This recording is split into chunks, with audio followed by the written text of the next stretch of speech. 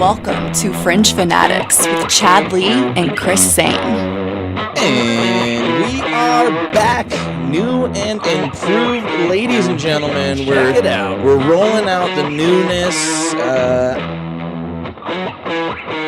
Thanks for tuning in. Yes, thank you very much. I already just messed up a little bit right there, but it's okay. We are rolling out the new look. I'm basically learning on the fly here with the new Stream Deck setup, so please bear with me as I'll probably do some dumb things today. But let's hope it's not going to be too bad. Things are looking cool. Things are looking new. We're feeling pretty good about it. But let us get into it. Did I introduce us? Yeah. Oh, okay, good. But it's episode 155. Yes. Yeah, that I did not do. Entering week 11 of the NFL. Basketball's in full swing.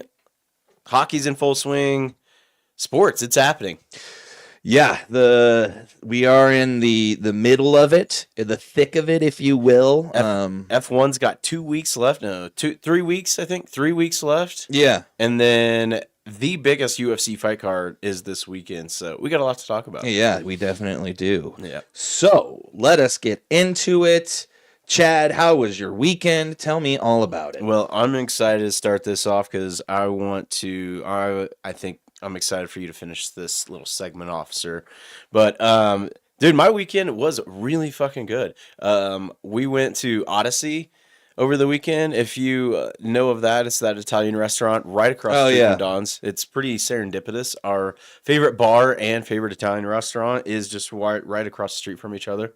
So, yeah, we normally go there for our anniversary, but we were just like, let's just go. And lobster ravioli, chef's kiss. Yeah. Fantastic. And Bellissimo. yeah, I haven't been drinking pretty much at all for about a month and a half now. So I finally, because what I'm trying to do is drink about 3 times a month, and that was the night I chose to do it. Okay. And I did at Odyssey and then went over to Don's, and we had a blast at Don's. The Nuggets game was going on, so it was just perfect. Went over there and saw that ugly court while they were playing. But oh yeah, dude, that is exciting. These NBA Cup courts, the Seinfeld memes are just killing me. It wasn't nearly as bad as the Timberwolves court, which they looked like aliens because the lights were shining down and then reflecting off. Yeah. It's just like, I swear, I go back to that episode where Kramer's doing like something weird in his room where it's all red and what are you doing in there? The chicken place moved in next door. That's what Kramer, what are you doing there? It's the NBA Cup, Jerry. Everything's so bright, but dude, it was a great night. So I had some drinks and I was definitely feeling a little bit in the morning since I haven't been drinking, and I was a reminder. I'm like, all right, glad I'm not going to be doing this for at least a few weeks, but still, nonetheless, it was fantastic. Then on Saturday, we finally went and shot the gun that her dad gave her. Nice. Before he passed. It was a 9mm Taurus G3. Sweet little gun, man. I had to get kind of familiarized myself with it because I shot my dad's, like, dude, he got, like, when I was probably like 10 or 11, a 44 Ruger. It's like a cowboy revolver. Dude, I remember one time I shot it and I was such a little kid, it like came back and hit me in the chin. Nice. Hell of a kick, dude. Felt like Clint Eastwood until I fucking got back. But no, this gun's super easy. She's shot a gun, but it was a long time ago, just a little handgun.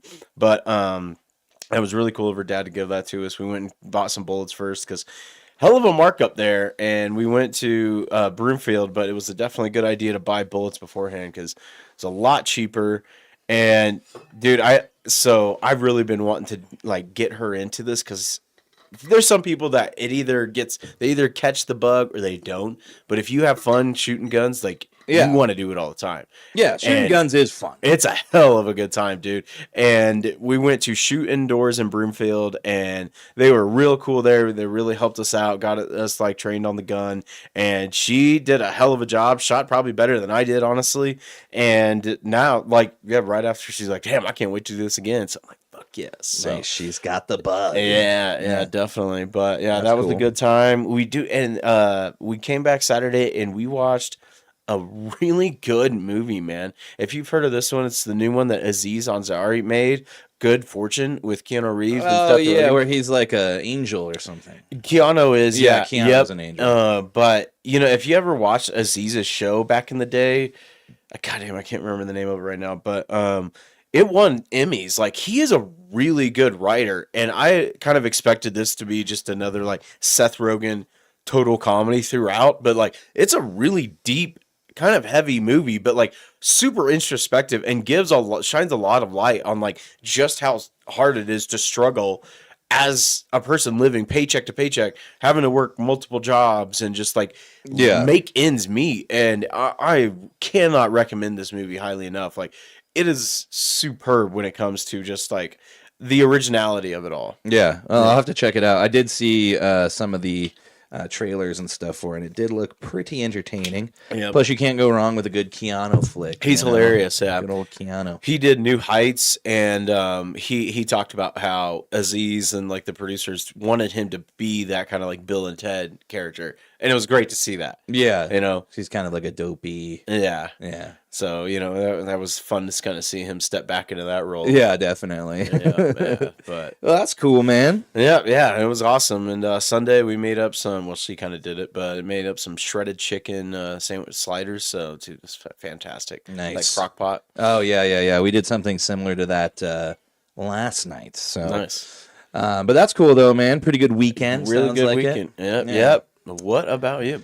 It was pretty non-eventful. I know Meryl's watching. I don't want her to get too big of a head. But it was Meryl's 40th birthday, so happy late birthday, even though I already wished her birthday. Happy birthday. Happy birthday. Yes. But I knew that this was going to happen eventually. Obviously, we've been together almost 10 years. But we went to is Gangnam GT down in Aurora. We also went and ate at the Angry Chicken, which is a Korean fried chicken place that's also Indian influenced. Oh, wow. A whole bunch of mix there. Yes. I made the mistake of ordering the angry sauce on the chicken. Is it hot? Oh, it was terrible. Damn. It was delicious. Was it painful? It was extremely painful. I was sitting there at dinner just like sweating profusely. Oh my God. Can't believe you did I gave my mom a bite. She said it was the hottest thing she's ever eaten. I literally dipped a chopstick in the sauce and I told Meryl to try it and she was like, "Oh my God." And I was like, "Yeah, it's pretty rough right now." Jesus. But Meryl kind of inadvertently planned the perfect thing for me because for the last few years I'd kind of been thinking about how I could propose and, bend the knee, so to speak. Yep. And she kind of basically planned my perfect proposal. Yeah. I thought, we'll do it. We'll sing with friends doing karaoke. Friends and family will be there. And then the more I started thinking about it, I was like, how am I going to get like our family to a karaoke thing and her not be like, why is your mom and dad here? Yeah. Why is my mom here? So this kind of worked out perfectly. She had no idea. I didn't have the ring until Saturday morning. Oh, wow. Yeah, so I didn't really know. I knew it was going to go down, but I was like, I don't know what I'm going to do for the ring. We always kind of talked about like just going to like a pawn shop and finding like a cool ring or something like that. And I was like, I was going to go down to Wedgel's down there on Broadway. There's that Wedgel's Music and Loan. Okay. It's right there by, might be on Lincoln actually, or no, it's on Broadway, but it's right there by the Art Institute. I've pawned a few guitars there and got them back. But I always thought, I was like, maybe I'll go in there and see if I could find something cool. And I was getting ready to drive up to Denver. I went to Johnstown to pick up basically a ramp for the dogs to get in and out of the car because Meryl saw a thing about dogs getting paralyzed jumping out of the car. Holy so shit. now she's like, we got to get a dog ramp. I was like, all right, fair enough. So I went to go do that. And then I was like, I could go and drive all the way there and not find anything. Or I'd already found a ring that was like, I thought pretty perfect, but it was just far away. And so I was just like, well, I could go spend hours searching or drive a couple hours and go get what I think is like the perfect ring. Mm-hmm. So I went and did that. And managed to sneak it by her. She had no idea. And then we sang a song we've always talked about singing together. And when the song finished, I got down on the old knee and popped the question. And she was extremely surprised. It went very well. I did marijuana. Did she say yes? She said, of course. Cool. She said, well, yeah. Sure. Yeah. But I did find it on Facebook Marketplace because, you know, me and Facebook Marketplace. Dude, that's awesome. Dude. And then the more I thought about it, Meryl was like, he's like a savant on Marketplace. And I was like, this is kind of fitting to find the... It's a great story. Yeah. So I see a picture of it. It's like an orange stone. it's like a citrine. Is that what it is? It's her birth month. I thought it might be a birth Yeah. stone. Cool. So I went and purchased it from this really weird mountain man who said bet in all of our conversations. He's like super hip. Yeah, he was like a hip mountain man. But then when I met him, I'm like, he has like his jeans up past his belly button and his flannel shirt tucked in. It's so weird that he says bet. Yeah, and I was like, whoa, this guy's not real. But his girlfriend broke up with him before he got a chance to propose. Whoa, man. I returned it to good fortune, I guess. That ring's got some history in there. Yeah, or bad juju, however you look at it. Yeah. And then I told Andrew about it, and I just wanted him to kind of like sneakily film it. Oh, cool. But then he's like, I'm just going to bring my gimbal. Like, you know, one of those, you put your phone on it, and like you can walk around and your phone's stabilized. Like you can move it. Oh, like that's this, cool. And it'll just like stay focused. Yeah. So he basically fibbed to Meryl and told her that he was just practicing for when we go record, because we're going to go do that in January. We also booked that this last week too. But he's like, yeah, I'm just practicing for when we go record. I just want to, you know, get some things figured out. Yeah. And so he like filmed the whole thing. Cool. Yeah. Right. Yeah, it's got to be filmed, you know. Yeah. That's a big deal. So that's pretty good. So well, congrats, man. Oh, well, thank you. I'm happy for you. Congrats to Meryl. I hope I get an invite to the wedding. Yeah, you will. You will. That'll be awesome. I forgot to send the invite for Saturday night, so that was on me. Oh, it's all good, man. No worries. I'm happy for you guys. But yes, I made Meryl an honest woman, or at least we're going to head towards that. So we'll see how well that works. But so yeah, that was my weekend. Sunday, we just kind of took it easy and did nothing. Just sat there in celebration. Yeah. That's cool, man. Celebrate good time. It's nice when your team plays like on Thursday or something. You don't have you have nothing. Yeah, I was enjoying the bye week, and then the games just weren't too good. It was a little lackluster. Yeah, they weren't the best games. Late games, dude, were all like blowouts. Nothing. Yeah, and then it just kind of added to the whole parody of the NFL, as it now seems like there's really nobody head above the rest right now. Yeah, you got the Lions and the Eagles that are looking pretty good, and then look at this. They play next Sunday night. Yeah. So that hopefully will get a good game. Yeah, let's hope. Because the last Eagles game wasn't good. The last Broncos game wasn't good. But hey, they both won, so you got to take that. But it's that time. Let's get in to the headlines. It's some sports ball. Get your headlines here. Are you ready for some football? Better be, ladies and gentlemen. This football, we're going to start it out happens. with the games of the week. He's giving them the business. Yes, they play the football. They're going to play the football and tackle one another. Yes, indeed. Germany got their game.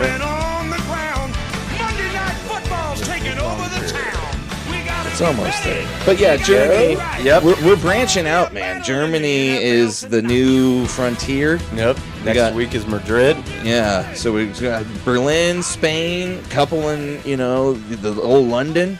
Yep. What, 3 or 4 in London this year? We've already played all those. After Madrid, I think that's that's what I'm saying. I think we're like 3 or 4. But in yeah, London, I think it was like a total of 7 or 8 or something international games. I mean, supposedly they're going to get it to be 16 eventually, or 32. Golly, that's a lot. Every team's going to play over. They're grabbing that money, man. Yes, they definitely are. They did give Germany a hell of a game.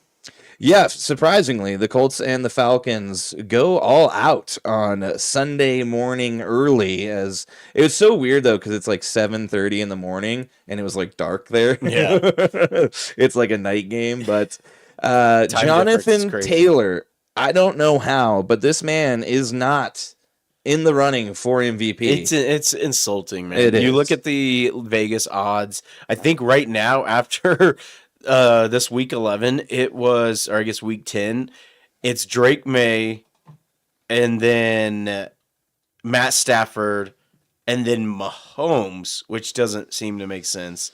But how is Jonathan Taylor not number one? Yeah. I mean, the way they don't give running backs respect is ridiculous. Yeah, it's sad, unfortunately. Yeah. I mean, Matt Stafford is he's on pace to have 48 touchdowns. Yeah, and he's at 2 interceptions right now, I think. Yes, only 2 interceptions, man. But what Jonathan Taylor's doing, I mean, it's literally better than Saquon's season last year. I think Jonathan Taylor, he already surpassed 1,000 yards. Yep. And we are in week 10. He's on pace for like over 2,000. And in this game, 244 yards and 3 touchdowns in the overtime win over the Falcons, which for a while there was looking like the Falcons might pull it out. I was like, oh my God, the Falcons might beat the best team in the AFC. Until Jonathan Taylor busted loose for a long run, and it was like 83-yard run, I think, right? Let me see here. 83-yard touchdown run, longest run of the season in the NFL. It's an insane run where he runs to the middle, everything's clogged up right there. And it's just it's a great example of how, like, you cannot arm tackle this guy. You have to, like, throw if you've ever seen, like, a Predator movie, they have these really sick weapons where, like, they throw a net on something and then it, like, electrocutes you. That's what you have to use. Yeah. Because this Falcons defender, which was a big D-line, just sticks his arm out, tries to grab him, and the whole D-line's clogged up. And then he just realizes, like, oh, the whole perimeter's not guarded.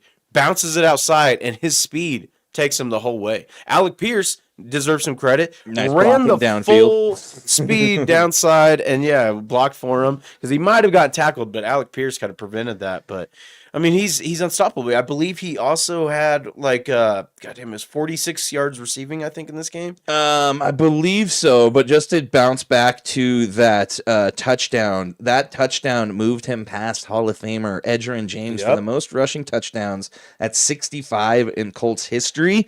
So he's now also the 4th player in NFL history to have at least 200 yards rushing and at least 3 touchdowns in a game twice in his career. The others are James Brown, Adrian Peterson, and Derrick Henry. So as he goes, he is just continuing to add himself to the annals of the NFL, both on his team and just in the history of NFL.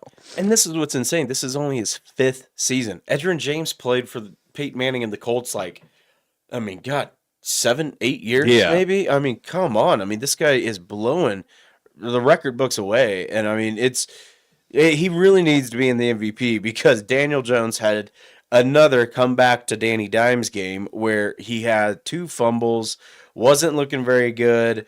Tyler Warren was really carrying this team, 8 receptions, 99 yards. And I mean, Jonathan Taylor just put the team on his back and then had the game-winning touchdown when it went to overtime. Yeah, he basically averaged on 32 carries at 244 yards, 7.6 yards per carry. Yeah. Chad was asking about his receiving, 3 receptions, 42 yards. Yep. Yes, so on the other side of things, Michael Penix Jr., 12 for 28, 177 yards. Bijan Robinson, 17 carries, 84 yards. Drake London was looking back to form, 6 receptions, 104 yards, and a touchdown. So, but what? I was just going to say, to cap that, the Colts are scary, man. I mean, they did put DeForest Buckner on IR, but yeah, the Chiefs play them after the Broncos. Well, and they're supposed to get Charvarius Ward back here in a couple of weeks, aren't they? Yep. And they just got Sauce Gardner, who got burnt really bad in that game. But, I mean, could you imagine that? Like, oh, you got traded to a team. Guess what? You're going to Germany. Yeah. And you got to learn a new defense. Yeah. That's tough. I don't put that too much on him, but Drake London did burn him for like a route into the end zone. Yeah, but you can't win them all. Sauce Gardner, though, still regarded by some as one of the best cornerbacks in the league. I mean, a lot of people put Surtain and him 1-2. It just depends on where you look or who you're talking to. Also, don't forget about Derek Stingley Jr. What are you talking about? McDuffie too. McDuffie's up there. Yep. Speaking of Derek Stingley Jr., let's move. Man, that interception. Oh, that was sick, yeah. Oh, wow. Yes. But yes, unfortunately, after the hit C.J. Stroud received in the Broncos game, he was still out due to concussion protocol. But Davis Mills steps in, and they overcome a 19-point fourth quarter deficit to beat the Jaguars 36-29. Yeah. In a game that the Jaguars were pretty much in control of for the majority of. Yeah, they're trying to pull a page out of the Broncos playbook. They scored 26 points unanswered in the fourth quarter and really came back and dominated Jacksonville in the fourth quarter. Liam Cohen was visibly upset when they yeah, so it was 28-29, I believe. Let's see, no. It was 29-30, and Trevor Lawrence had the ball on the Jags, I think, like 45-yard line. And Cam Little, everybody know he's got a leg. Yeah. All he needs to get is like another 15 yards. He's within Little's range. And he makes a boneheaded move where he's getting pressure and he tries to like throw the ball and it basically kind of goes up in the air. And I can't remember what defender got it. But yeah, one of the defensive Texans grabbed it, then took it for a touchdown in overtime or right there with like 3 seconds left to go. Caps off the game. Like, how fitting, man. Yeah. Yeah, if you look at the win probability, it's all in the Jaguars until that last play. And it's like the last minute, it's like all the way to, It was. I really thought Jacksonville was going to drive down because here's the key part of the game, too, is he hits one of his wide receivers, maybe like Parker Washington or something like that, right there on the sideline to put him like at the Texans, like 45-yard line, super close within field goal range, right there within the last few seconds. And they stopped the clock with that play. But there was an illegal hands to the face by an offensive lineman. Brought them back. The face. That really killed it. And then the rest is history. But yeah, Nico Collins really had a bounce back game in this one. Finally jumped into like what we know Nico can be. 7 receptions for 136 yards. No TDs, but Dalton Schultz and Jaden Higgins got a TD. Well, I mean, really, the MVP of this game would be Mr. Davis riding the bench Mills. Mr. Longneck himself. 27-45, 2 touchdowns, 1 interception, 292 yards passing, though.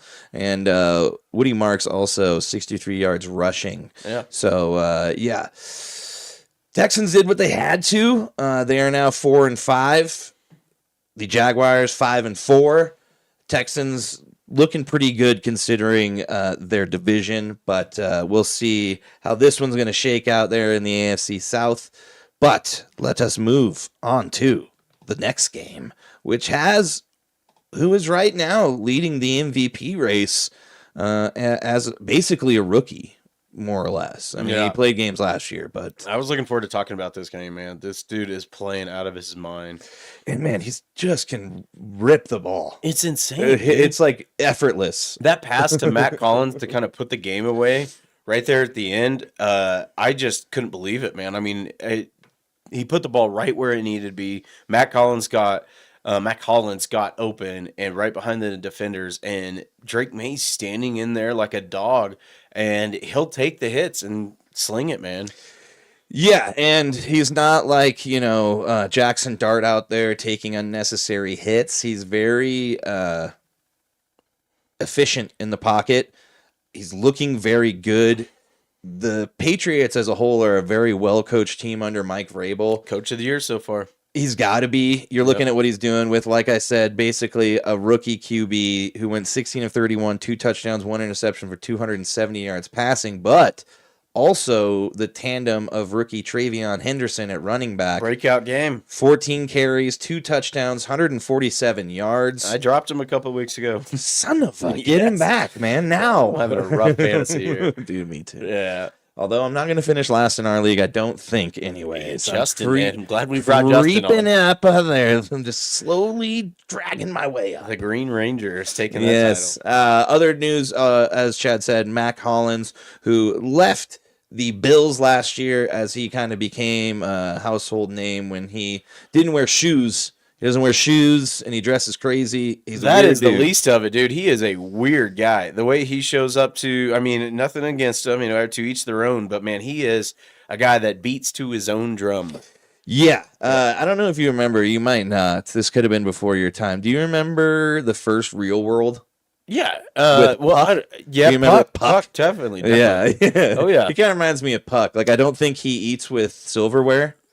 And that was what Puck did. He's like, this is my fork. That's so weird. It's just Some like, people, all right, cool, dude. I think some people just want attention, but hey, man, to each their own. It's all good because he's out there balling out. Whatever he's doing works. Demario Douglas, I mean, he's making splashes out there. Kyle Williams, I mean, 1 reception for 72 yards. Then you look on the other side.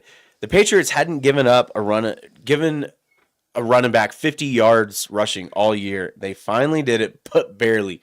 Sean Tucker for the Bucs got 53 yards, but it didn't seem to matter. Because, I mean, all year long we've seen where Baker, and they're at home too. We didn't even mention this. The Patriots went into Tampa Bay and did this.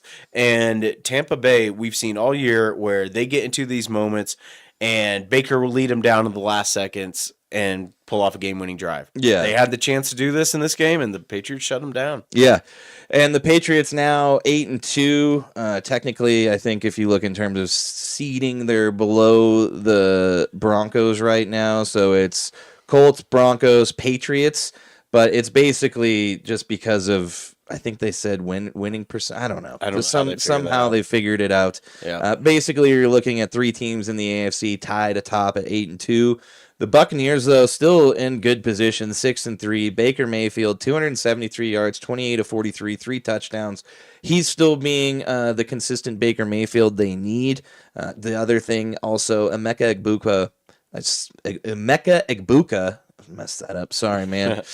He also is continuing his stellar, rookie season here. 6 receptions, 1 touchdown, 115 yards. So these Ohio State guys, man. I mean, you look at this: Henderson on the Pats side, Egbuka on the Bucs side, and then you look Marvin Harrison. I mean, it's just like draft an Ohio State guy if you can. You're gonna win. Yeah, you're gonna get a winner. It's paying off, unless it's Justin Fields. Boy, come on. Sorry. Leave Justin Fields alone. Hey, he had 54 yards passing, man. He got over 50 yards this last week. And the Jets did win. That's true. And they won pretty handily, too. Yeah. But that does cover it for the games of the week that we're going to cover. Yes, let's get into the next thing, which is the Giants have fired Brian Daboll after another colossal collapse, the 3rd this year. I did want to. Was it the 4th? 4th time they've had a 10-point lead and lost. Oh, yeah. But they're also, hold on, this is a crazy stat here. Okay. The Giants had a 92.3% chance, 99.3% chance, and a 96.9% chance of winning late in the 4th quarter against the Cowboys, Broncos, and Bears. They lost all of them. The odds of doing that are 1 in 60,000. 1 in 60,000. And that is why I think you see Daboll now looking for a job, although he'll be paid handily for his service no longer being needed. So that's always good for him. I'm sure he'll find a job. That's the way it goes in the NFL. Someone will take him on. But I'm kind of excited. Mike Kafka, the old QB coach from the Chiefs, will be taking on the interim head coaching job. So I hope in that he leads them to, kind of a resurgence. But someone had mentioned this on a podcast I was listening to, and it's like, wow, there really is a pattern here. Where you think about when he was the offensive coordinator with Josh Allen. He was running the hell out of Josh Allen. Josh Allen had missed a few games because of injury. Yeah. He doesn't really protect his quarterback. Obviously, Jackson Dart doesn't really do any services for himself or do himself any favors. But then you look at like Daniel Jones. He didn't protect Daniel Jones. He would have him run QB design runs all the time. Yeah. Daniel Jones ended up having like a bunch of neck injuries. And then Jackson Dart has now been evaluated for concussion 4 times this year. 4. Well, I mean, we're not even halfway through the year. I think it's like every other game he's been in the blue tent. Yeah. And that's another thing, dude. You look at the way Daboll's been handling some of these coaching decisions. I'm going to get to 2 of them. One of them is when he went into the blue medical tent and like told him to get him the fuck out. It was during that Eagles game. I can't take another snap of Russell Wilson. Get him out of here. I don't care if he doesn't know who he is or anybody. Yep. Get him out there. Got fined $500,000. and didn't prevent Cam Scottaboo from going to the blue tent, who also received a hefty fine for that. It's a lack of management, and these coaching decisions are so amateur. Here's the big one: is in this game against the Bears, where they, like you said, 90% chance to win in the end. They were on the goal line at the 1 with the chance to either kick a field goal or go for it, and you really put the game away. If you don't get it, you put the Bears in a situation where they're at their own 1, got to drive down 99 yards and to try to win the game, and instead you kick a field goal. And look what happened. Yeah. I mean, it's no guts, no glory, man. Well, exactly, and I think that's kind of the thing is there's been a lot of questionable coaching decisions. I think there was when we were talking to Chris Rosa. Chris Rosa, he was talking about things where they're not running with a proper amount of people. Yeah. Like he went in with like 2 running backs into a game instead of having there's just been a lot of questionable coaching decisions, and I think you're right. The running of the constant running of Jackson Dart, clearly, I know it's a strong suit of his, but it's it's only a matter of time. The best ability is availability. Yeah, you can't do that every time, and but you look at when the success really started with Josh Allen, when it really propelled, is when Joe Brady came in there and said, "Hey, we're not going to run this guy once every 4 times. Yeah, we're going to let him." He's only had, I think, 3 designed run plays this year. Yeah, exactly. He had a shitty game over the weekend. That was awesome to see. Well, what are you gonna do? But they do fire him, and like we said, Kafka takes over, and they are keeping Joe Sheen on. I think till the end of the year. We'll see. It is really interesting. I mean, tell him his son is a better GM than he is, as we found out thanks to the hard off-season Hard Knocks. Well, yeah, and there's a video of him saying he would never draft Jackson Dart. He didn't want to. And then I'm sure it was Dayball that said, no, I need to. And then look what happened.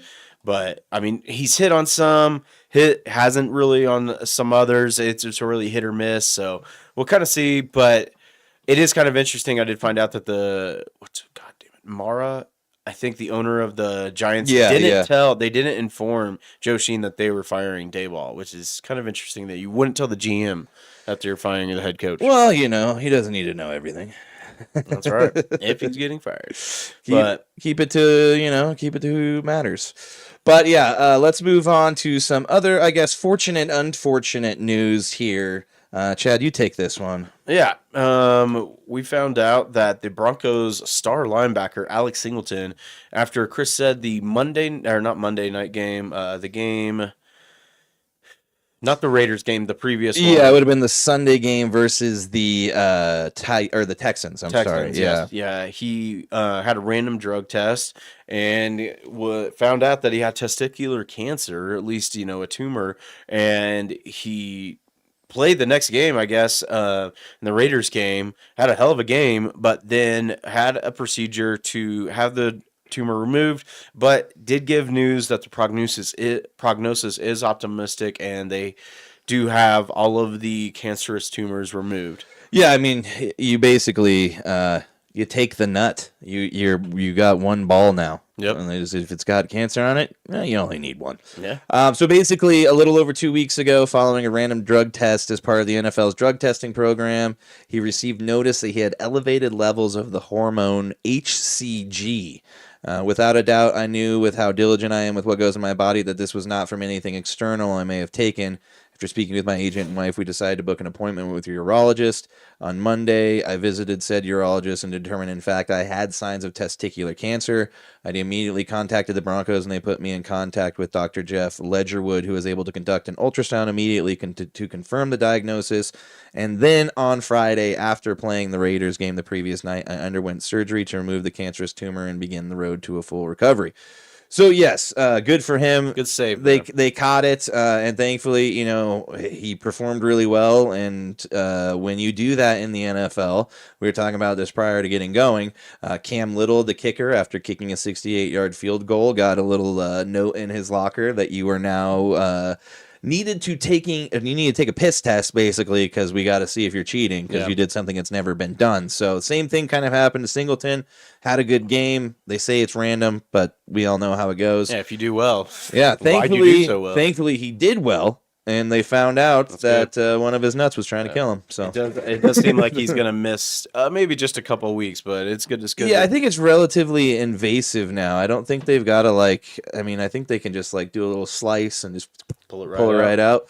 But good for him. Unfortunate, he probably won't be available for the Chiefs game this Sunday. But I'd rather him be alive. Yeah, most definitely. So yeah, I'll take that over.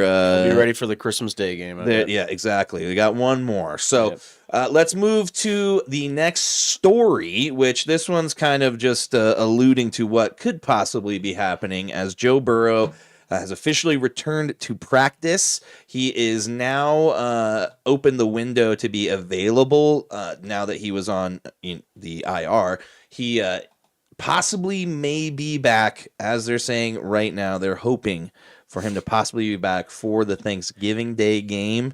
So we'll see. Is there any chance that he could also play free safety or cornerback? I don't know. Offensive lineman too. They're working on being able to clone him and give him more size to be the size of an offensive lineman. And then, he'll be fine. I mean, it's just funny. There's a funny post where it's just like, what is this going to do? I mean, their offense or their defense is giving up 40 points a game. I mean, and their offensive line is just going to let them get hit, Yeah, I don't really know what they're going to do. It's like, you might as well just shut him down and, why risk him coming back and, tearing his ACL or something? If he gets hurt again, man, this is a perfect Bengals move. Yeah, I mean, definitely. It's quintessential Bengals move. So, he should be back by Thanksgiving. I dropped him a while ago, so he's probably still there. Somebody might have grabbed him already with the news that he's coming back. I might. But, needless to say, Burrow's back. Maybe, and then for how long is the next question. But let's move into this next story, which is a crazy story. It's pretty unfortunate. Not really sure I think there's going to be a lot that's going to come out with this, but Dallas Cowboys defensive end Marshawn Nealand was found dead of a self-inflicted gunshot wound following a police chase on Wednesday night. Yeah. They tried to pull him over following an alleged traffic violation, and he took off running. They later found his vehicle abandoned, and then a short while later, they found him within the immediate area, dead from a gunshot wound.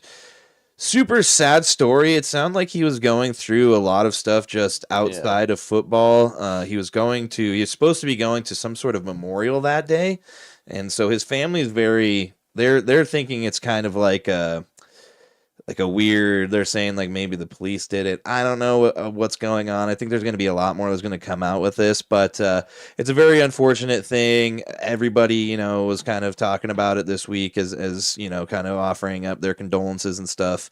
And it's an unfortunate thing, but that's so crazy. You just never know when someone's going through it because he had just scored a touchdown. Yeah. On the previous Monday night game against the Cardinals, they blocked a punt, and he took the blocked punt in for a touchdown. And it's just, you never know. And he did text his family and said, when he texted, I think, some family members and said, I'm going to end it all. And then he did text his wife and said goodbye. And it's incredibly sad. Yeah, it's super unfortunate. If you talk to people, man. You never know what people are going through, so always reach out.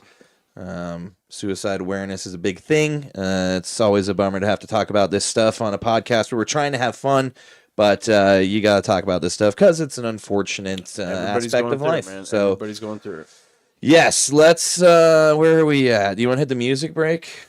Or do you want to go through the NBA? Yeah, or let's do our daily dogs and then we'll. Let's do the daily dogs. All right, let's get into it here with the daily dogs. All right, you want to take it, or do you want me sure, to? I'll go ahead. Okay, let's do it. Let's do the daily dogs. Oh, Daily dogs out. There we go. The man that I'm picking pretty much put the Heisman in his back pocket. Mr. Fernando Mendoza. And no, that is not some Latin singer that you're not aware of. That is the quarterback of the Indiana Hoosiers, the number 2 ranked, 10-0, 7-0 in the Big Ten. Indiana Hoosiers had a huge win against the Penn State Nittany Lions in Pitt State at like the wideout.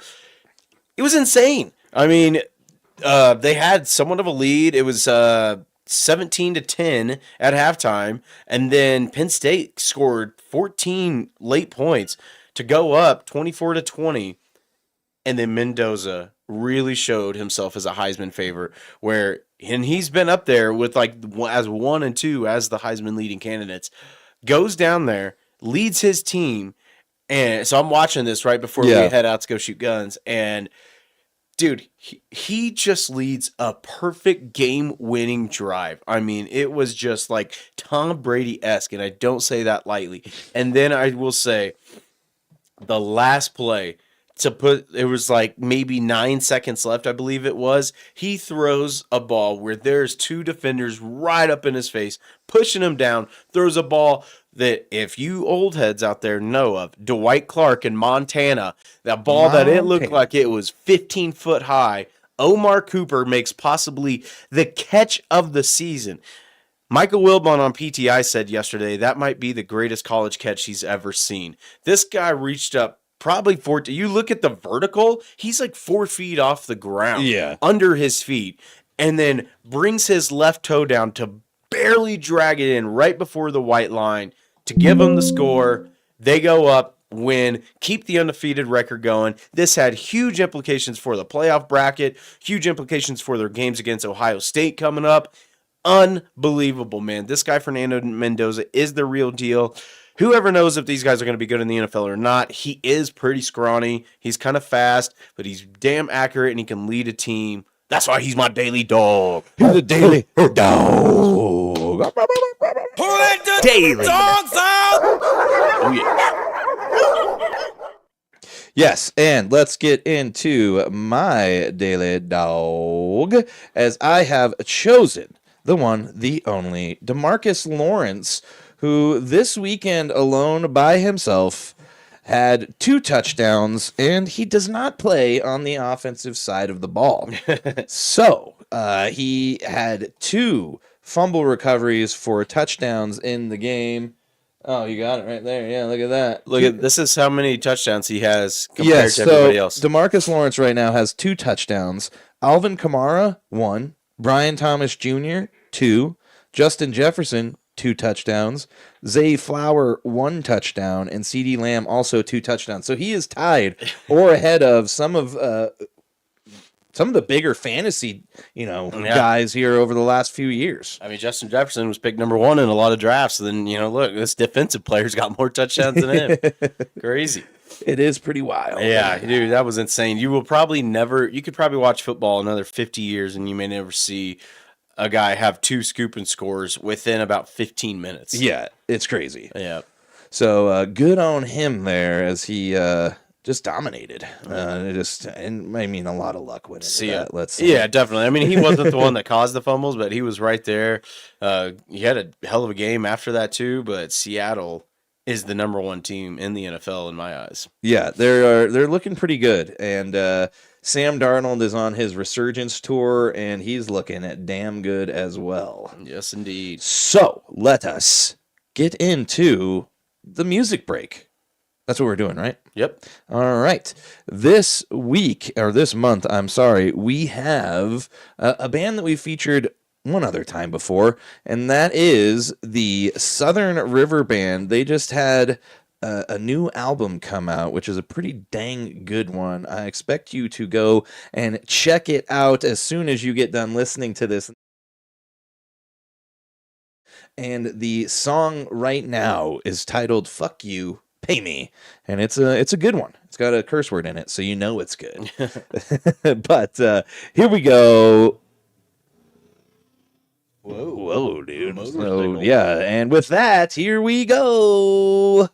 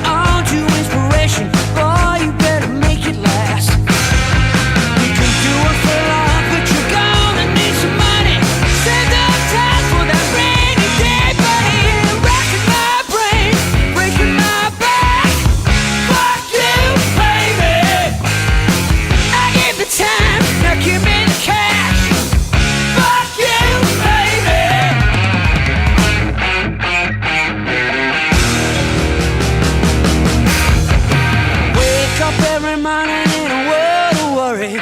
Can't slow down, but what's the hurry? Can't pay my rent on this fucking band's wage. Start selling gear, seems it's all the rage. Pay rise up in the ivory towers. I'm trying to eat on $20 an hour. I'd sell my body on the internet if I can find the market. It's found, yeah. Debt piling up bigger every day. Fuck you, baby. Come on, brother, I got bills to pay. Fuck you, baby. I've been racking my brain, I'm breaking my back. Fuck you, baby. I gave the time, now give me the cash. Fuck you, baby.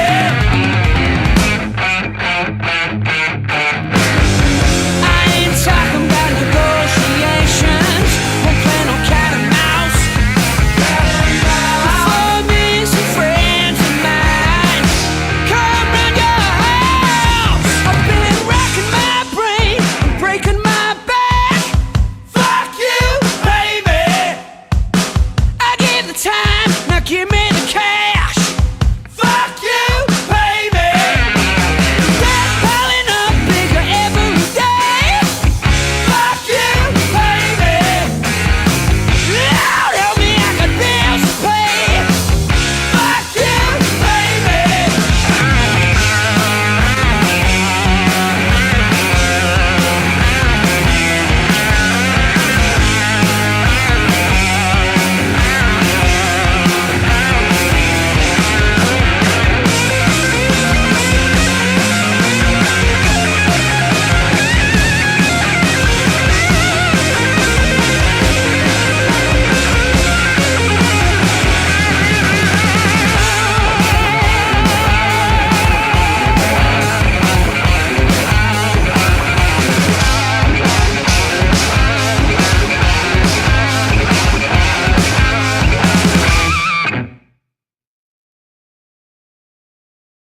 Right, you just heard the Southern River Band. The name of that song was Fuck You, Pay Me.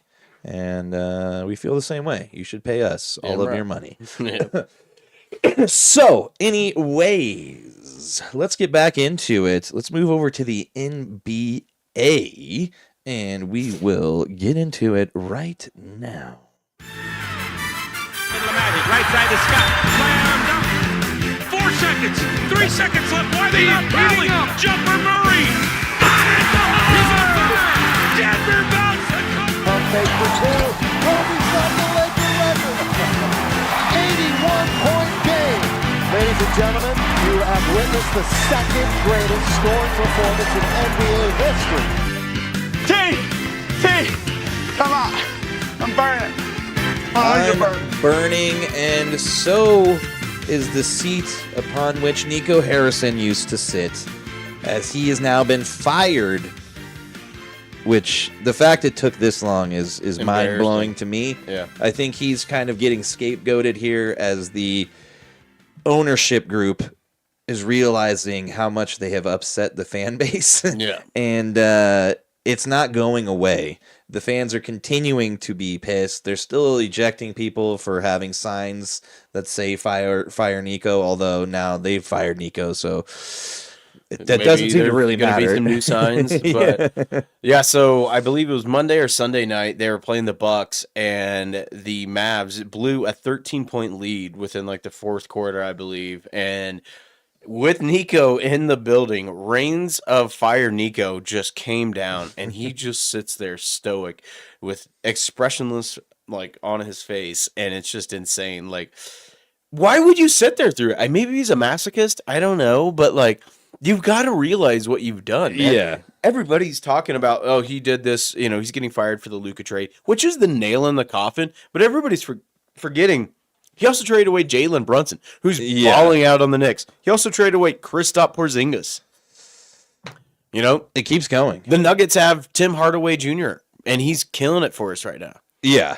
And he's one of the best things we've got going right now. But yeah, it's It's surprising it took this long, although, I don't know what this ownership's plan is. I still think that they're trying to blow this thing up to try and get them out of, eventually Dallas and into Las Vegas. And I think they're just realizing that that's not going to be as easy to do with a fan base. No, that fan base, I mean, you think about like Dirk Nowitzki and Jason Kidd. I mean, like they have an established fan base there. You can't just, it's not the Oakland A's. Yeah. You can't just uproot a fan base like that. No, I mean, you can try. I mean, dude, I Vegas talked to did it, but a ton of Chiefs the fans Raiders. that are Chiefs fans because the Rams left, and they became Yeah. Chiefs fans because of the St. Louis.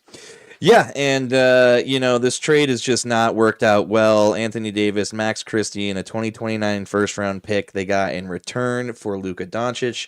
And it has never, since the trade, it's not gotten any better. The team doesn't look very good this year. Anthony Davis is already hurt. Yeah.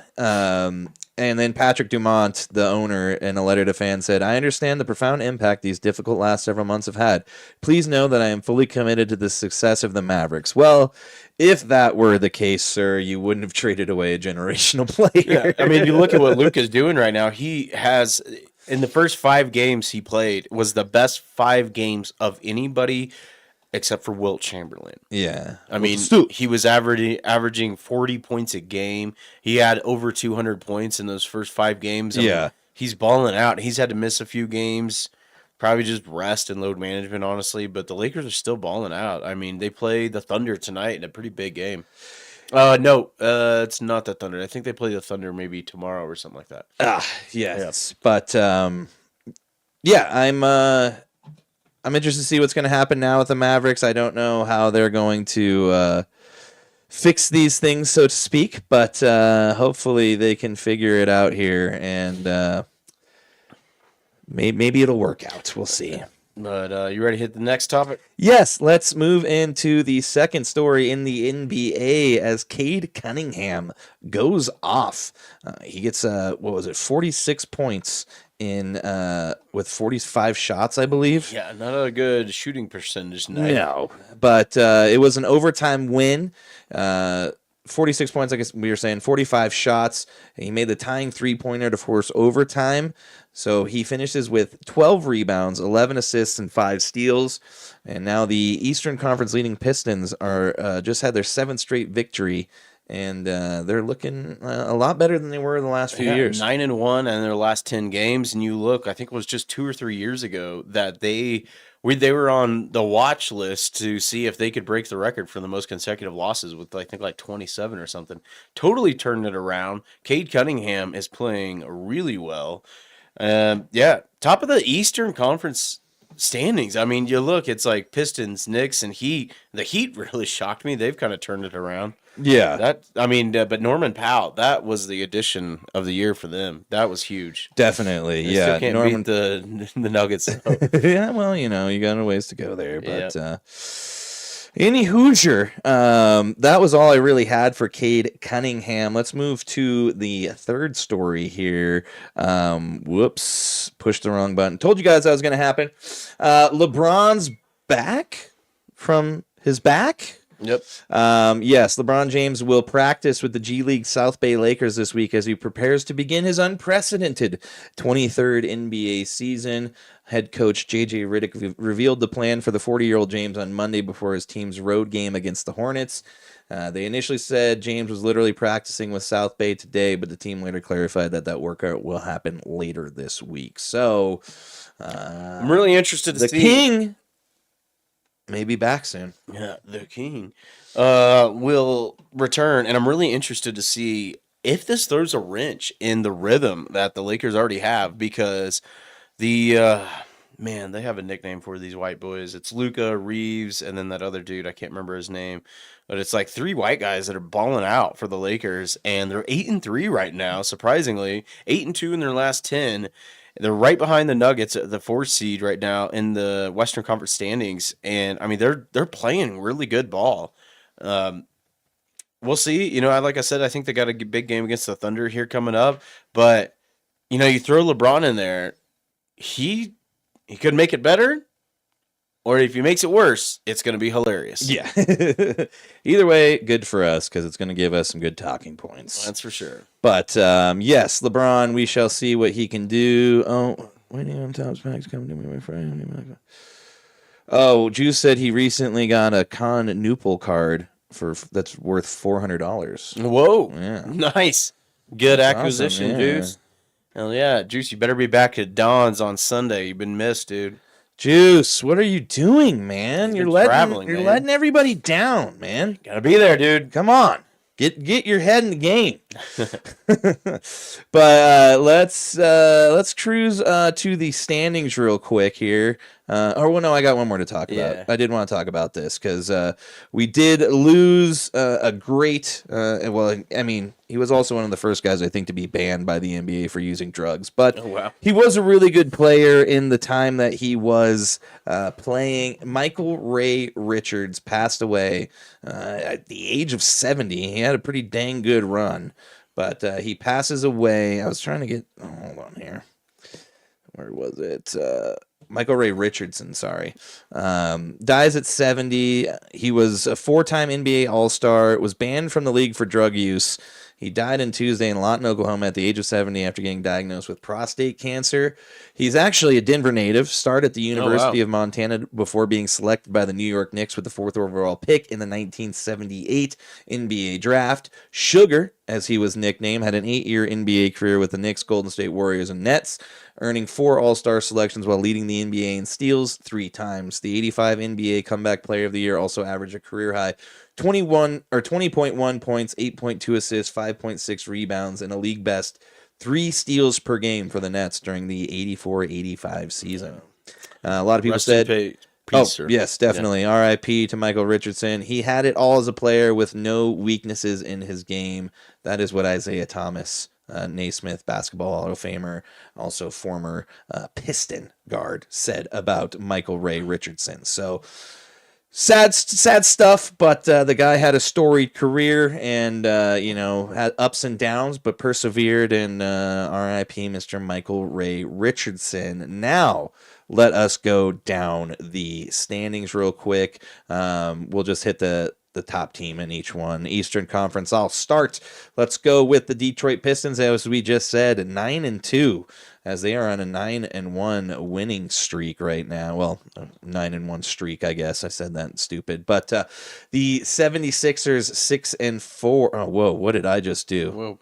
76ers are 7th. Yes, I don't know what I just did. Let's just go to the Western Conference real quick. Oklahoma City Thunder. Yeah, Oklahoma City Thunder. 10-1. Also on a 9-1. They're playing the Warriors tonight, so yeah, I'm kind of hoping the Warriors. I never really root for the Warriors, but I'm really hoping they knock off the Thunder because they look pretty unbeatable right now. Yes, and so deep. Current games happening right now: Toronto, Brooklyn, first quarter, 26-21, Brooklyn. Also, the Memphis Grizzlies and the New York Knickerbockers. 2:28 left in the first. New York is up 2 points, 30-28. Yeah. So that's what's currently happening in the old NBA. Let us move into F1. Let's do it. Let's freaking do it, man.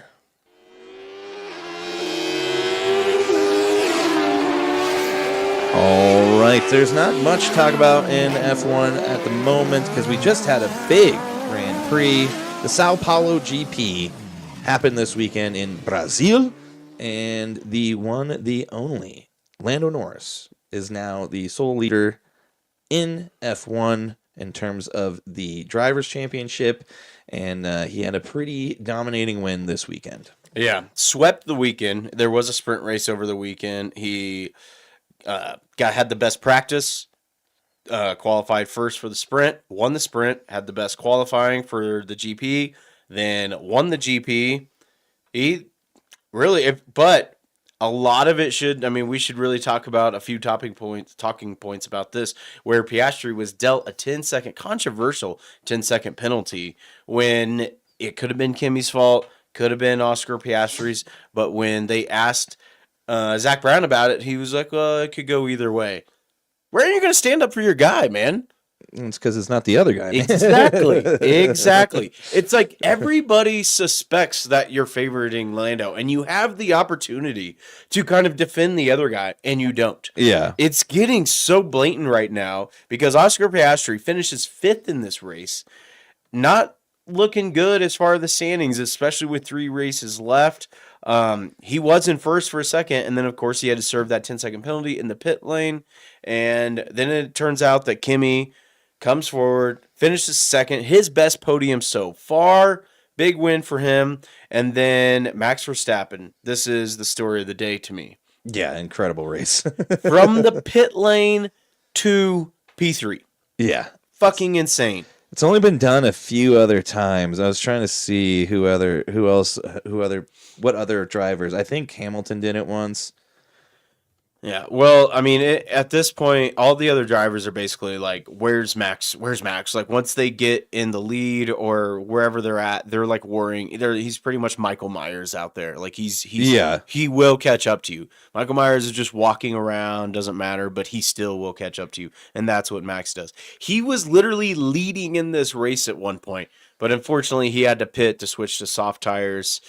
I mean, It's just absolutely insane. And we should mention why he had to start in the pit lane. He took a big risk in the qualifying, was out in Q1 for the first time in his career. Not by anything, by like a wreck or anything like that, by his own merit, which is kind of shocking.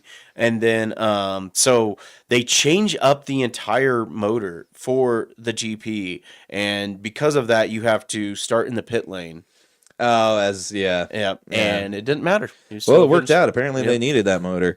He now trails Lando by 49 points. There's 83 points available across the concluding 3 rounds, and Norris already knows that Max is going to be a threat. He said, "I'm sure Max is going to be a threat in terms of races, and you never know with the championship. So it's pointless trying to guess and come up with these things." Well, and he had a really kind of subtle hint at who was the best driver that day, too, because when he was asked after the race, he was like kind of talking about it. He's like, "Well, I don't even think we had the fastest car out there today." Well, yeah. Like, the guy who started in pit lane damn near caught you. Can you imagine if Max had the pole? You know, yeah, he probably would have won by like 30 seconds. Yeah. Also, big news for Kimi Antonelli as he gets his best finish of his career with a P2. Yeah. But as Chad said, there was kind of that questionable incident in turn 1. It looks like, I mean, it really could have gone either way. Oscar didn't quite have much room, but when you watch the replay kind of in slow-mo, kind of like what we were talking about last week, it does show that Oscar kind of did have a little bit of room, but it could have been, but really, the problem is it's the stewards. I mean, a 10-second penalty, it's pretty severe when there's been so many other worse things happen. I mean, Max, God, I love him, but he gets away with a lot because he's Max out there. Yeah, you know, favoritism. Then there really is an F1, but you have to have these stars in it. You know, if these guys like Lando and Max get 10-second penalties for everything they do, then they wouldn't be at the top. That's very true. Yeah. That was very true. Next, what's the next race right now? In Vegas. Oh, that's this weekend. Vegas, baby. The big Vegas race happening 11 p.m. on Saturday night. So 9 p.m. Mountain Standard Time. Oh, 11. I'm sorry. Thankfully, it's not too late for us. I went the old Pacific time on us. Eastern. So late start kind of, but really cool race. If you haven't tuned into any F1 races this year, I would recommend this one because it is pretty cool seeing them rip through the strip. So yeah, especially at night. The night races do favor their Mercedes. They're a little better about it. As far as like what I hear, I'm still learning a lot with F1, but apparently with the night races and especially the Vegas track, it does not favor the McLarens too much. So Max and the Mercedes cars have kind of a chance here. Yes. So that'll be interesting. In other news, though, in F1, Ferrari is just blaming their drivers at this point for what's going on. Oh, man, they did, too. They just threw them both under the bus. Yeah, Leclerc and Hamilton, it's your fault. Yep. Not the cars that I think you it was both in seem to turn be. one that Hamilton lost a piece of his front wing, and because I was watching that race I was watching it intently at that time, and then he had to stop in the pit within like the third lap and get his front wing fixed. I mean, and then he had a 19-second pit stop. I think when that happened. Yeah, that's nice. Yeah, just chilling there, drinking some It's like, coffee. I mean, yeah, when you think about it, it's like Having some 9 normal pit stops. You sound like Seriously, dude. Not good. Which for is crazy. Ferrari. It's and 2 it's seconds. just look at it. Look who replaced him. Kimmy finishing P2. Maybe it would have been better. Instead of going to the big red team in Ferrari, if you just would have stayed at Mercedes, where you won all those championships. Yeah, and the guy in charge at Ferrari basically said, Elkan says, if we look at our engineers, there's no doubt that the car has improved. If we look at the rest, it's not up to par. We certainly have drivers for whom it's important that they focus on driving and talk less, because we still have important races ahead of us, and it's not impossible to get second place in the Constructors' Championship. He later added, when Ferrari is a team, we win. To win both as a constructor and as drivers is a beautiful demonstration that when Ferrari is united, when everyone is together, we achieve great things. Amazing. Yeah, well, maybe focus on just putting your team in a place that they can succeed, because clearly right now it's not. Everybody's throwing blame all over the place over there. It's crazy. You know what? Sometimes instead of pointing the finger, you need to pull the thumb. Put the finger up. Yeah, or yeah. That was I don't know what that was, that that was something Mark Schlereth always used to say. He's like, quit pointing the finger, pull the thumb. That's a good one. That's It's Stink. pretty good. Yeah. Stink has some good things. He likes pulling the finger. He did. Pissing his And pants. peeing himself. Yeah. But let's get into the UFC, which I just realized I forgot to do overlay for the UFC. Oh, it's all good. So everything else has gone pretty well. You did probably hear some noises, but those were just me doing things. Nothing broke. Everything seems to be working. Hats off to Chris for putting all this together, man. I just sit here and look pretty. He's fucking doing it all, making overlays. It looks really cool. I'm excited for you guys to see it. Yes, definitely. Yep.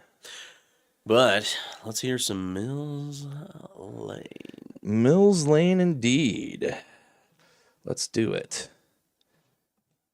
Oh, wait. I don't have it on here. Let's get it on. All right, there we go. Yes. All right. I cannot be more excited about this car, dude. I swear I've been waiting ever since this was announced probably 3 or 4 months ago. I have been looking forward to this one more so than any other.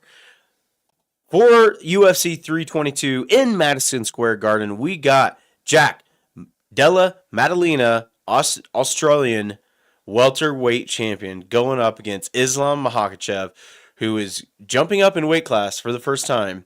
He relinquished his lightweight title and will be facing the Australian champion on Saturday night. And this is a super fight. I mean, this is seriously an amazing fight, man. I cannot stress the hype around it. Yeah. These guys, you look at what Jack did to Bilal Muhammad and what Bilal Muhammad did to Leon Edwards.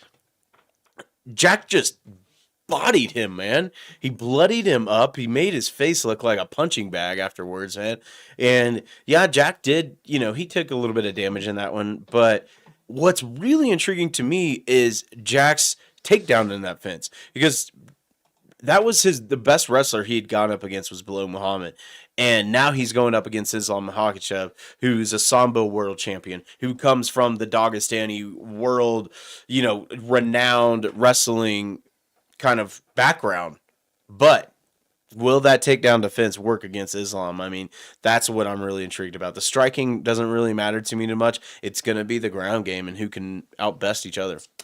Yes, and heading into this fight right now, I believe Maddalena is the underdog, as Makhachev is favored minus 270 to Della Maddalena at plus 220. But you look at both these guys, I mean, obviously Makhachev has an incredible win percentage. I mean, he's won a lot of fights. He's 27-1. Yep. Maddalena's 18-2, but this is going to be a fun one. And then the Shevchenko Wiley fight is going to be insane. Yeah, that's huge. I mean, that to me is the best female fight we've had. Maybe I mean Nunes I mean, I can honestly remember. I mean, this is definitely the best women's fight we've seen in a long time because the same way Zhang Wei Li relinquished her title at strawweight and is moving up to fight Valentina Shevchenko. I mean, it's a champion versus a champion. And Valentina Shevchenko, who is talking about shooting guns, like literally could be a markswoman. I mean, dude, she is really good at shooting guns. I mean, and she kind of like highlights like why she likes to do it because it just kind of like once you're good in one thing, it's kind of the Miyamoto Hamashi like Book of Five Rings philosophy. It's like if you become great in one thing, try to like become great in a bunch of different things. Kind of like how you are with all your jack of all trades, so that you can really find your craft instead of like. It's just insane what she does. Like she is a true martial art. I have a lot of respect for her. She's the first fighter, male or female, to get 8 rubies on her belt, which means she's got the most title defenses than any other fighter. I didn't even know they put rubies on there. Yeah, they put a ruby on there for each title defense. Ooh. This one, dude, I don't know, man. Valentina's kind of getting a little older. Zhang Wei Li, she is stocky. She's strong. It's so hard to pick this one. It's pretty close. I mean, you look at the odds right now. Shevchenko, she's 25-4-1. She is favored -125. Zhang Wei Li +105. She's also 26-3-0. This is going to be one hell of a knockdown, drag-out fight, I think. These two fights here with the main and co-main are probably worth the price of admission alone. Then also, you scroll down to the prelims, you got Bo Nickel, who was supposed to be. Yeah, he got demoted. He was supposed to be up there as like the next up and coming guy in the middleweight division, and he's just fallen off, unfortunately. Yeah, you look at this whole card. I mean, the UFC's fighting because the last 2 weeks the fight nights have kind of been a little lackluster. Yeah. There was a really good, like we talked about, an elbow or. Head kick or something recently. Yes, there was a good head kick knockout in the prelim. I think they were kind of putting some mediocre cards out there for fight nights, building up to this one to really give you a good shebang. And this is what we got right under the co-main event. Sean Brady, Michael Morales. Sean Brady's really coming on. He's the number 2 contender in the welterweight fight. So maybe whoever wins against Islam and Jack, they might fight Sean Brady, American fighter. Then you got the other welterweight with Leon Edwards versus Carlos Prates, one of the fighting nerds. That's insane. That would be a main event on a fight night. Then right under that, Benil Dariush versus Benoit Saint Denis. I mean, the Frenchman who was in special forces. I mean, those guys had some really good fights. His last few fights, they've all been pretty entertaining. So that should be a really good finish. A real good fight there as well. Yep. Roman Kopylov on the prelims. He's a good fighter. Then I would recommend everybody checking out the Tracy Cortez fight. Just putting it out there. Just watch that fight. Judging by her headshot, it looks like it could be entertaining. Yeah. She's a good fighter. Yes, she's incredibly good, talented, all of those things. Yes, I mean, check out the whole card. On the early prelims, you got Gerald Meerschaert. Man, the guy's been fighting for ages. Then I think that's pretty much all I know of, but totally worth the card. I am super psyched for this one. I'm working overtime on Saturday, so I'm going to be getting off around like 2 o'clock or something like that. We're going to get some Jersey Mikes, and I'm going to chill watching this. Nice. I like it. I love Jersey Mikes. Jersey Mikes. They're delicious. Come on, Danny DeVito. Be a sponsor with us. Come on. That's all we need. Yeah. But it is that time every episode at the end where the man, the myth, the legend himself, Mr. John Daly, grips it, rips it, and hits it hard, man. I hit it hard, man. So far, man. No laying up, no holding back. Ain't afraid of nothing, it's a natural fact. I hit it long, man. Looks like a long video. Till it's gone, man. Keep taking chances. It's 2 minutes. I hit it. We can play it. It's up to you. Yeah, we'll play it. There's a video for this one, everybody. Coming out of Oklahoma City. Let me get this pulled up here. Chad, why don't you start with giving us a rundown of who it is? Well, I will let you guys know, for those who might be listening to this the next day, but we record on Tuesdays. It is Veterans Day today, so thank you to all of our veterans out there. Yes, thank you to all who served. Yes, thank you. It is just completely appreciated. Yes, we love all of you. And as it is Veterans Day, Native American Heritage Month continues. Gilbert Chalk Charleston stands as a living testament to courage, resilience, and the proud tradition of a Native American military service. At 101 years old, Charleston's memory remains sharp as he recalls his 3 years serving as a tank driver in the 739th Tank Battalion during World War II. He enlisted in February 1943 at just 18 years old and spent the war controlling a 33,000-pound machine across the battlefields of Europe. This is the quote. When I saw this, I was like, I was reading through it. I was like, oh, I saw the story. And then I read this quote and I was like, done. This is what I'm putting on there. American badass. He says, I was a tank driver for 3 years, and if I had to do it over again, I'd do the same thing, Charleston said, because I love to be in control of that big tank. When it moved, everybody moved. Badass, man. Yeah, that is pretty cool. Yes. Thank you to Mr. Charleston. I did watch Fury the other day. Oh, that's an awesome movie, man. That's Great a movie. super cool movie. But let us play this for you right now as we learn a little bit about Mr. Chalk. In November is also Native American Heritage Month. Fox 23's Paige Orr spoke with a 101-year-old Choctaw World War II veteran whose story of service spans more than a century of American history. Gilbert Chalk Charleston is 101 years old, and his memory is as sharp as ever. He grew up in rural Oklahoma outside Duncan. His grandfather was a Choctaw-speaking Presbyterian minister. His father became one of the first full-blood Choctaws elected to public office in Oklahoma. Life was simple then. Charleston started school in a one-room schoolhouse, but at 18 years old, Charleston answered the call to serve. He enlisted in February 1943 and spent 3 years as a tank driver in the 739th Tank Battalion. If I had to do it over again, I'd want to do the same thing, because I love to be in control of that big tank. It was 33,000 pounds. And when it moved, everybody moved. Charleston fought through France, Luxembourg, Belgium, Holland, and into Germany, including the Battle of the Bulge, the largest battle ever fought by American forces. When his tank was knocked out, he traveled back to Belgium to get a new one and returned to the front lines. Charleston says Native Americans served at higher rates than any other group during World War II, always first to volunteer. The Indian people have always been first to volunteer to protect this country. This is our country first, and we're going to protect it. A couple years ago, Charleston returned to Belgium, where he met the King and Queen. He also visited the American cemetery, where over 5,000 soldiers from the Battle of the Bulge are buried. There, they lowered the flag and placed it in his lap as a tribute. Charleston turns 102 next month. His message to young people today? If we could all get together and not be so angry and just be happy with each other. Love your neighbor, help your neighbor.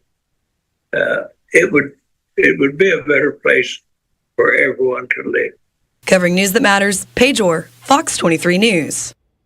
What a good story. Charleston's story. Yeah, that's we don't need to hear him talk about that. You can't, especially with that guy's goofy haircut. It is a wild. How is that a news guy? Yeah, he's definitely not who I would have expected to be the news guy. But yeah, that guy's a badass. Super cool. Unfortunately, too, he's not to say it like this just because he's Indian, but he's kind of like the last of the Mohicans, just in terms of all those guys in World War II. Oh, yeah. There's not many left. I think I saw something like the last survivor of Pearl Harbor died the other day. Yeah, and they put his ashes down there with everybody else because he wanted cool. to. Yeah, it's pretty amazing. So, yeah, I thought this story really hit home too, because that's your Native American blood is Choctaw. Yeah. So that's cool, man. Yeah, it is cool. Merrill actually said, he's like, you could be related to that guy, and I was like, it's possible. Never know. You never know. It could be a cousin or something for all we know. But that is it, ladies and gentlemen. It is the end of the episode. We greatly appreciate you tuning in. We hope you enjoy the new layout. We still got some tweaking to do, but it's looking pretty good. I'm excited about it. But we love each and every one of you for tuning in. We greatly appreciate it, and we love you guys. Keep listening. Hit the like button and share it. Get at us. Farewell. We love each and every one of you. Make sure like, share, subscribe, and follow. Be a friend. Tell a friend. Tell two friends. We'll see you next week. We'll see you next week. Chadley, I love you, buddy. I don't love you because the Chiefs play the Broncos. Oh, yeah. Let's go. Sunday. Woo. Broncos gonna win. Oh, yeah. Bye-bye.